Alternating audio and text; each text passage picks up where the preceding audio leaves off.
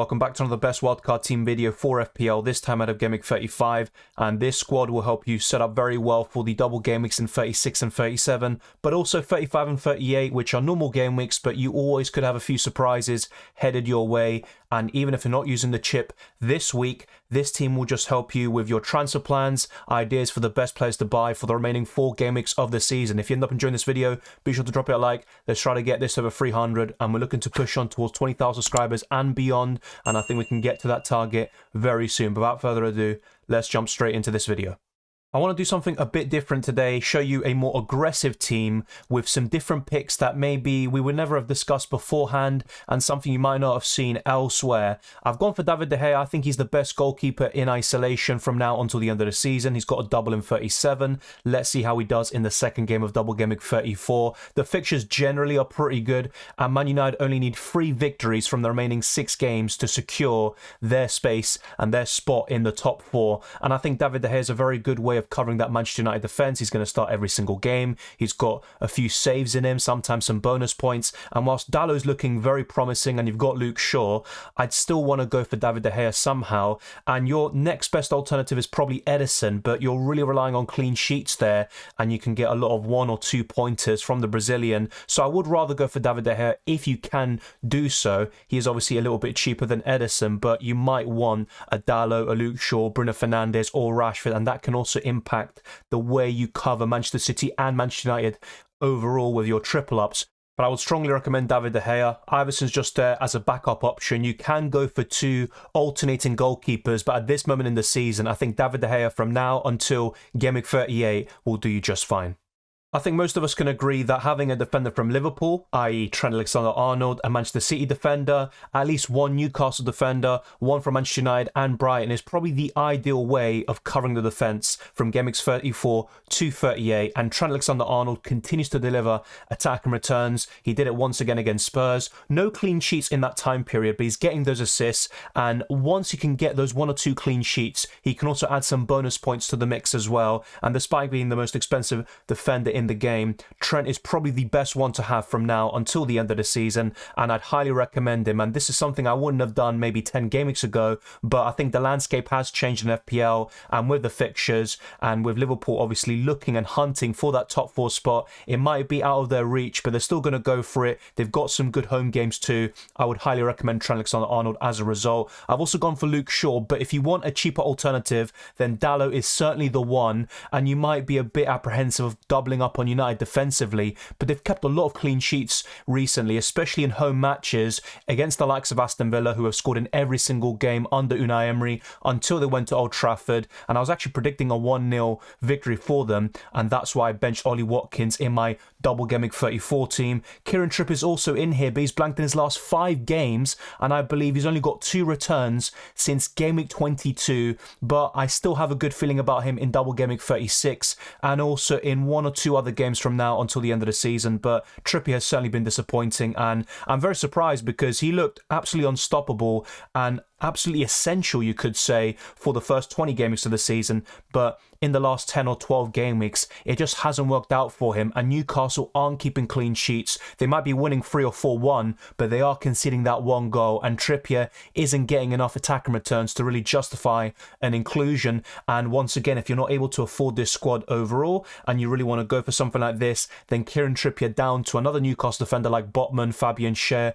could also be a very good way of being able to afford this team and making it more accessible for you. I've also gone for John Stones, and whilst the Kanji is maybe just as nailed, he'll probably get more minutes overall because of his lack of injury issues compared to John Stones. You might also want to consider that as an alternative, a cheaper solution, but John Stones is certainly the ideal one with the attacking threat, the bonus points potential, and he has been in absolutely fine form in the last 2 months since he came back from his injury, and he is looking like a very, very good centre-back at this moment in time. And Pervis Stupinian is the best way of covering Brighton defensively, in my opinion, although you could make a case for Steele as your goalkeeper, and that's another one that, of course, would probably be in the top 3 of that position. But as Stupinian demonstrated against Wolves, he has that assist in him. He was very close to getting in and amongst the bonus points. A few clean sheets are probably on the way, despite Brighton having some very tough fixtures, but they have 2 doubles in 36 and 37, and that's why you probably want to go for a triple up in Brighton.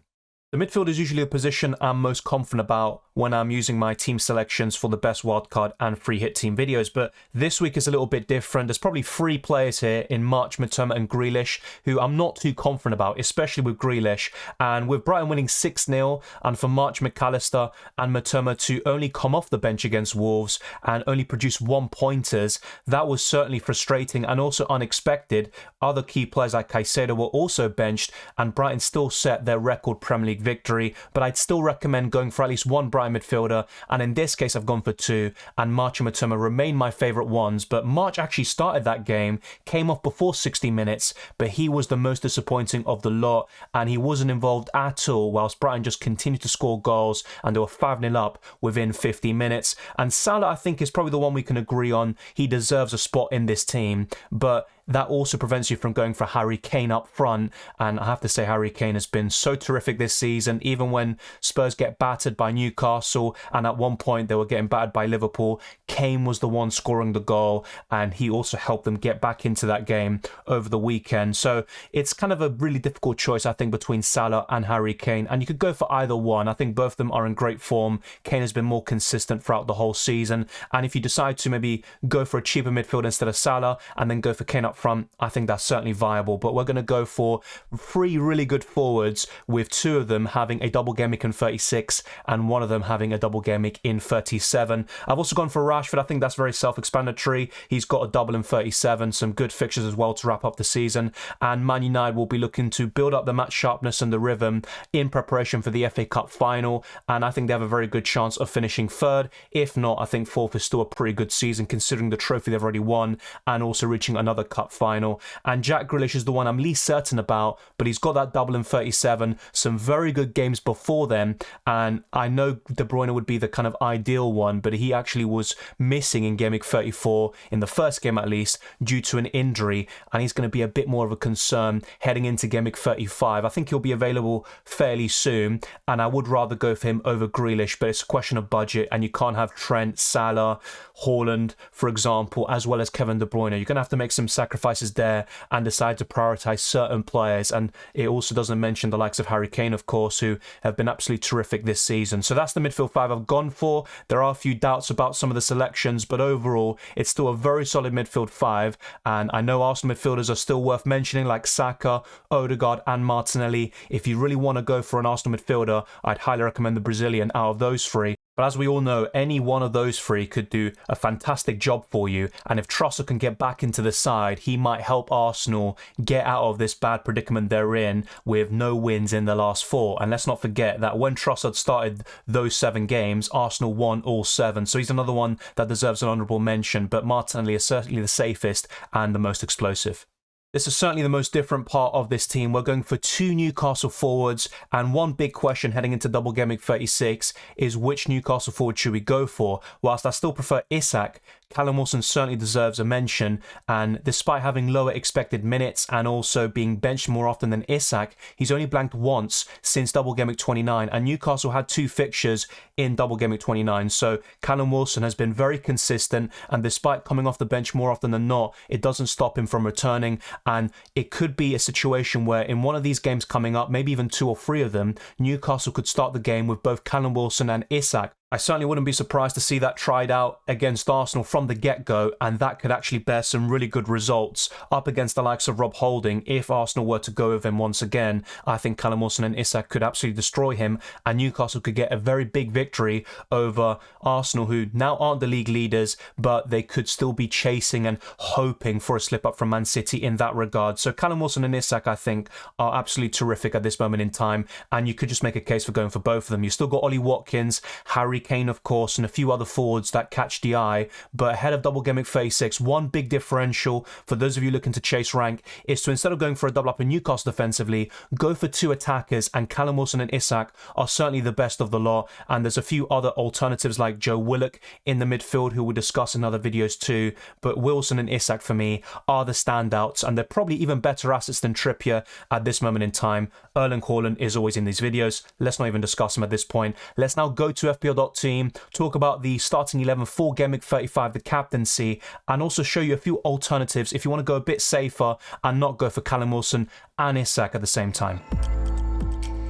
There are no goalkeeper dilemmas here. David De Gea will be starting in goal despite facing West Ham away, and Man United don't have the best away record, but it's mainly an issue against the top half sides, and West Ham are still struggling near the bottom, and I think Man United still have a decent chance of a clean sheet. I've gone for a back three here of Trent Alexander-Arnold, Estupiñán and John Stones, and then a midfield five of Salah, Rashford, March Matoma and Jack Grealish, and a front two of Isak and Erling Haaland, and we've got the likes of Callum Wilson, Shaw and Trippier on the bench. There could certainly be some bench points there. You could start Luke Shaw, for example, if you're backing Man United to keep a clean sheet. You could go for Callum Wilson over Jack Grealish, or maybe one of the Brighton midfielders, and I think that's going to be the biggest issue with the wildcard squad I just showed you. Whilst it's aggressive, looks fantastic for double Gameweek 36, it might be an issue in certain weeks like Gameweek 35 where you might bench the wrong player, but I think the captaincy is something we can't have any doubts about. Erling Haaland against Leeds at home, whilst Leeds are going to appoint Sam Allardyce and they could toughen up a bit defensively and be a bit more structurally organised, you'd still expect Man City to score 3 or 4 past them, and Erling Haaland will be the best captaincy option once again. But I wouldn't even rule out a Newcastle forward like Callum Wilson or Isak for the captaincy, and it's going to be very interesting to see if you decide to go for this wildcard squad which players you would bench. So let me know down in the comment section below. It does say here in FPL.team that I'm 0.5 million over budget, but actually when I go on FPL, the website, it says that I've got exactly enough money to do so, and I've got 103.1 million in squad value. So a lot of you should be able to afford this, but if you're not able to, like I said earlier in this video, you can go for a Kanji instead of John Stones. You could also consider an alternative like Botman or Share instead of Trippier. You've got plenty of opportunities, I think, to find the funds available to build this squad according to your budget. So I think that could still work out very well for you. I'm now going to show you a cheaper alternative squad and also some different picks, a bit safer in general. We're not going to go for 2 Newcastle forwards. Instead, we're going to balance things out a little bit more in the attacking areas, and also maybe go for something a bit more traditional that we've talked about in previous wildcard team videos.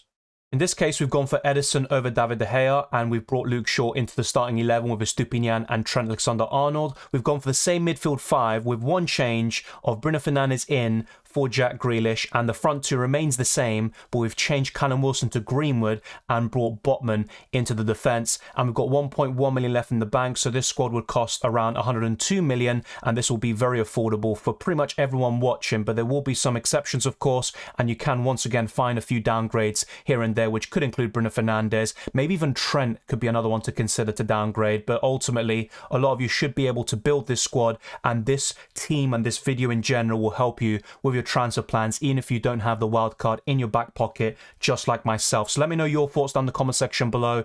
Are you going to go against the Haaland captaincy? Which triple ups are you going to go for from Brighton, Man United, Man City and Newcastle? Those will be the big questions for the remaining 4 game weeks of the season. But thank you very much for watching. If you enjoyed this video or found it useful, be sure to smash the like button and subscribe for new. Let's try to get this video to over 300 likes. Let's keep on pushing towards 20,000 subscribers and beyond. You can follow me on Twitter and Instagram, DylanRCM, and check all the links in the description below for the Patreon, channel memberships, Discord server, and the FPL League. But I wish you all the best of luck for the rest of the season, and I'll see you next time.